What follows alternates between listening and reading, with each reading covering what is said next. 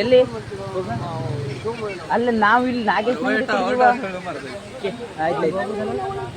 ಏ ಗೂಡಪ್ಪನ ಅಂಗಡಿಯವರು ಆದ್ರ ಕಡ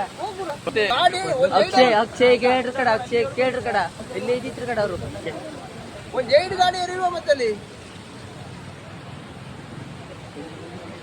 ಅವ್ರು ಹೆಂಗ ಆಗೋರಲ್ಲ ಅಂಗಡಿ ಮೇಲೆ ಗುಡ್ಡ ಪೂರ್ತಿ ಕುಸಿದು ಬಿಟ್ಟದೆ. ರೋಡ್ ಪೂರಾ ಸ್ಟಾಪ್, ರೋಡ್ ಪೂರಾ ಬಂದ್ ಆಗದೆ.